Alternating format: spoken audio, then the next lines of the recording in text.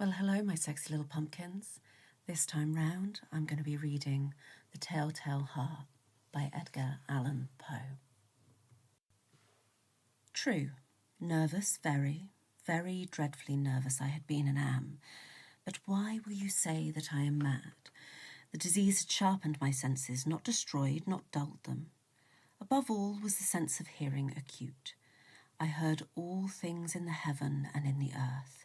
I heard many things in hell. How, then, am I mad? Hearken, and observe how healthily, how calmly I can tell you the whole story. It is impossible to say how first the idea entered my brain, but once conceived, it haunted me day and night. Object, there was none. Passion, there was none. I loved the old man. He had never wronged me. He had never given me insult. For his gold I had no desire. I think it was his eye. Yes, it was this. He had the eye of a vulture, a pale blue eye with a film over it. Whenever it fell upon me, my blood ran cold. And so by degrees, very gradually, I made up my mind to take the life of the old man, and thus rid myself of the eye forever. Now, this is the point you fancy me mad. Mad men know nothing. But you should have seen me. You should have seen how wisely I proceeded, with what caution, with what foresight, with what dissimulation I went to work. I was never kinder to the old man than during the whole week before I killed him, and every night, about midnight, I turned the latch of his door and opened it, oh, so gently. And then, when I had made an opening sufficient for my head, I put in a dark lantern, all closed that no light shone out, and I thrust in my head. Oh, you would have laughed to see how cunningly I thrust it in. I moved it slowly, very, very slowly, so that I might not disturb the old man's sleep. It took me an hour to place my whole head within the opening so far that I could see him as he lay upon his bed. Would a madman have been so wise as this? And then, when my head was well in the room, I undid the lantern cautiously, oh, so cautiously, for the hinges creaked. I undid it just so much that a single thin ray fell upon the vulture eye, and this I did for 7 long nights, every night just at midnight. But I found the eye always closed, and so it was impossible to do the work. For it was not the old man who vexed me, but his evil eye. And every morning, when the day broke, I went boldly into the chamber and spoke courageously to him, calling him by name in a hearty tone, and inquiring how he has passed the night. So you see, he would have been a very profound old man indeed to suspect that every night, just at 12, I looked in upon him while he slept. Upon the 8th night, I was more than usually cautious in opening the door. A watch's minute hand moves more quickly than did mine. Never before that night had I felt the extent of my own powers, of my sagacity. I could scarcely contain my feelings of triumph. To think that there I was, opening the door little by little, and he not even to dream of my secret deeds or thoughts. I fairly chuckled at the idea, and perhaps he heard me, for he moved on the bed suddenly, as if startled. Now you may think that I drew back, but no. His room was black as pitch, with the thick darkness, for the shutters were close fastened through fear of robbers, and so I knew that he could not see the opening of the door, and I kept pushing it on, steadily. I had my head in and was about to open the lantern when my thumb slipped upon the tin fastening, and the old man sprang up in bed, crying out, "Who's there?" I kept quite still and said nothing. For a whole hour I did not move a muscle, and in the meantime I did not hear him lie down. He was still sitting up in the bed listening, just as I have done night after night, hearkening to the death watches in the wall. Presently I heard a slight groan, and I knew it was the groan of mortal terror. It was not a groan of pain or of grief. Oh no, It was the low, stifled sound that arises from the bottom of the soul when overcharged with awe. I knew the sound well. Many a night, just at midnight, when all the world slept, it welled up from my own bosom, deepening with its dreadful echo the terrors that distracted me. I say I knew it well. I knew what the old man felt and pitied him, although I chuckled at heart. I knew that he had been lying awake ever since the first slight noise when he had turned in the bed. His fears had been ever since growing upon him. He had been trying to fancy them causeless, but could not. He had been saying to himself, "It is nothing but a wind in the chimney. It is only a mouse crossing the floor. Or it is merely a cricket, which has made a single chirp." Yes, he had been trying to comfort himself with these suppositions, but he had found all in vain. All in vain, because death, in approaching him, had stalked with his black shadow before him and enveloped the victim.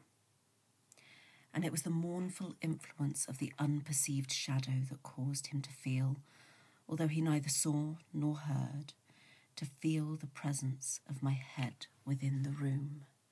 Marrow in my bones, but I could see nothing else of the old man's face or person, for I had directed the ray, as if by instinct, precisely upon the damned spot. And I have not told you that what you mistake for madness is but over-acuteness of the sense. Now I say, there came to my ears a low, dull, quick sound, such as a watch makes when enveloped in cotton. I knew that sound well, too. It was the beating of the old man's heart. It increased my fury, as the beating of a drum stimulates the soldier into courage. But even yet I refrained and kept still. I scarcely breathed. I held the lantern motionless. I tried how steadily I could maintain the ray upon the eye. Meantime, the hellish tattoo of the heart increased. It grew quicker and quicker and louder every instant. The old man's terror must have been extreme. It grew louder, I say, louder every moment. Do you mark me well? I have told you that I am nervous. So I am. And now at the dead hour of the night, amid the dreadful silence of that old house, so strange a noise as this excited me to uncontrollable terror. Yet for some minutes longer I refrained and stood still. But the beating grew louder. I thought the heart might burst, and now a new anxiety seized me. The sound would be heard by a neighbour. The old man's hour had come. With a loud yell, I threw open the lantern and leapt into the room. He shrieked once only. In an instant, I dragged him to the floor and pulled the heavy bed over him. I then smiled gaily to find the deed so far done. But for many minutes, the heart beat on with a muffled sound. This, however, did not vex me. It could not be heard through the wall. At length it ceased. The old man was dead. I removed the bed and examined the corpse. Yes, he was stone dead. I placed my hand upon the heart and held it there many minutes. There was no pulsation. He was stone dead. His eye would trouble me no more. If still you think me mad, you will think so no longer when I describe the wise precautions I took for the concealment of the body. The night waned and I worked hastily, but in silence. First of all, I dismembered the corpse. I cut off the head and the arms and the legs. I then took up 3 planks from the flooring of the chamber and deposited all between the scantlings. I then replaced the boards so cleverly, so cunningly, that no human eye, not even his, could have detected anything wrong. There was nothing to wash out, no stain of any kind, no blood spot whatever. I had been too wary for that. A tub had caught it all. When I had made an end of these labours, it was 4 o'clock, still dark as midnight. As the bell sounded the hour, there came a knocking at the street door. I went down to open it with a light heart, for what had I now to fear?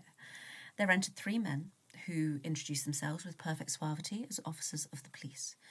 A shriek had been heard by a neighbour during the night. Suspicion of foul play had been aroused. Information had been lodged at the police office, and they, the officers, had been deputed to search the premises. I smiled, for what had I to fear? I bade the gentleman welcome. The shriek, I said, was my own in a dream.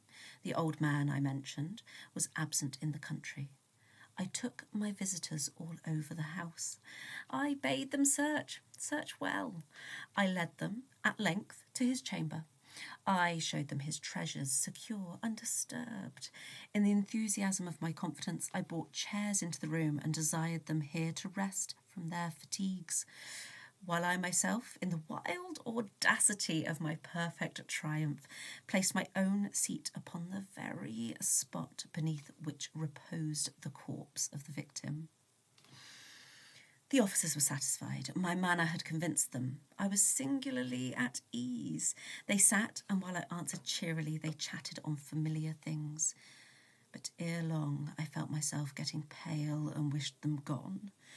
My head ached, and I fancied a ringing in my ears, but still they sat and still chatted. The ringing became more distinct. It continued and became more distinct. I talked more freely to get rid of the feelings, but it continued and gained definiteness, until at length I found that the noise was not within my ears. No doubt I now grew very pale, but I talked more fluently and with a heightened voice, yet the sound increased, and what could I do? It was low, dull, quick sound, much such a sound as a watch makes when enveloped in cotton. I gasped for breath, and yet the officers heard it not. I talked more quickly, more vehemently, but the noise steadily increased. I arose and argued about trifles in a high key and with violent gesticulations, but the noise steadily increased. Why would they not be gone? I paced the floor to and fro with heavy strides, as if excited to fury by the observations of the men, but the noise steadily increased. Oh, God, what could I do? I foamed, I raved, I swore. I swung the chair upon which I had been sitting and grated it upon the boards, but the noise arose over all and continually increased. It grew louder, louder, louder, and still the men chatted pleasantly and smiled. Was it possible they heard not? Almighty God, no, no, they heard. They suspected, they knew. They were making a mockery of my horror. This I thought, and this I think. But anything was better than this agony. Anything was more tolerable than this derision. I could bear those hypocritical smiles no longer. I felt that I must scream or die. And now again, hark! Louder, louder, louder! Villains, I shrieked. Dissemble no more. I admit the deed. Tear up the planks. Here, here. It is the beating of this hideous heart. So thank you, my sexy little pumpkins, for listening. I do hope you enjoyed. And if you did, then you should probably press some buttons or something. You know what to do. I'll see you next time.